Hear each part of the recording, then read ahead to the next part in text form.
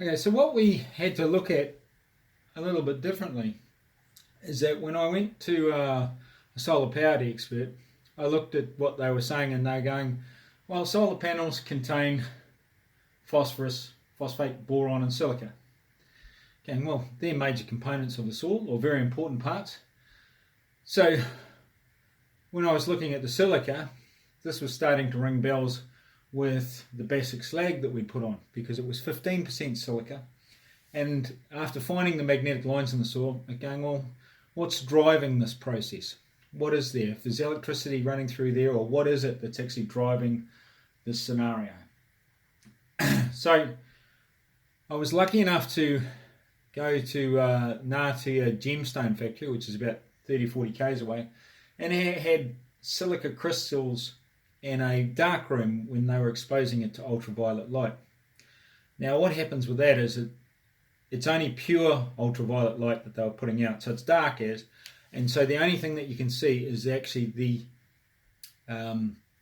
silica crystals fluorescing. Now that's different from the ordinary light that we see. We just refracting back, like green grasses. Green light grass is not absorbed by grass and it's reflected back. So we see that the silica crystal has absorbed the light and then it emits it, so it's fluorescing. It's actually coming from inside the mineral core of that crystalline structure.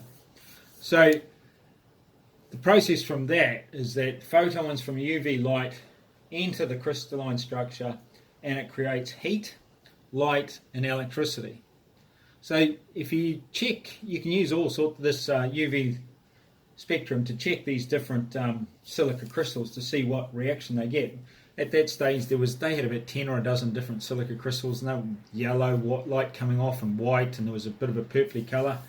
So what I actually noticed that after I'd seen this is, like in nature, the best example of a solar panel is a white sandy beach on a summer's day. Now the sand is all crystalline silica, and it's not the greatest of products because it's quite coarse, but you can see the full reaction take place, because when the light hits it, this brightness comes back off it, so you have to wear sunglasses, otherwise you're squinting all day long.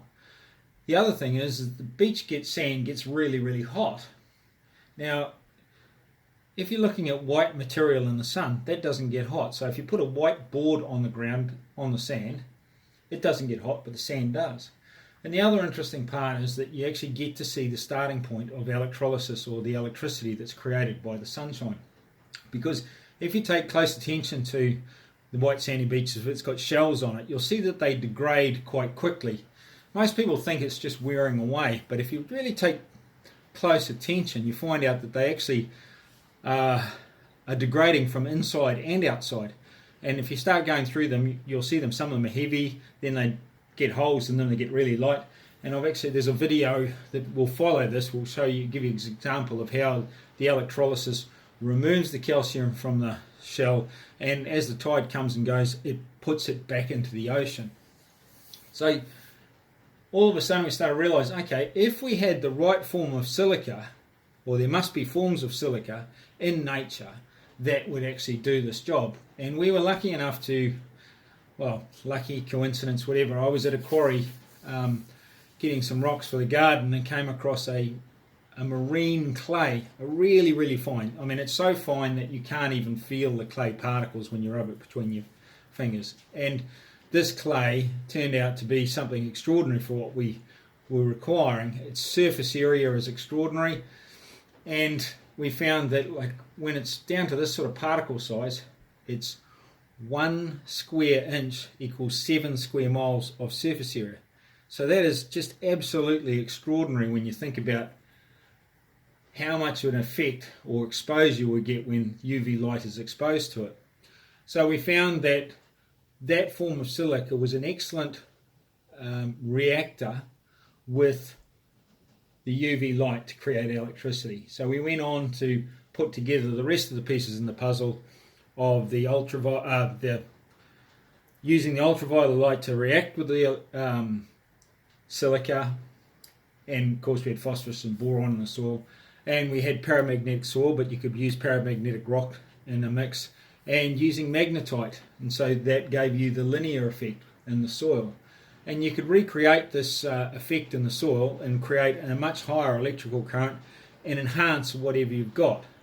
The thing is, you need to enhance what is right, not what's wrong, because we went into coming up with all sorts of issues that we'll talk about in the reactivity series of minerals. Next.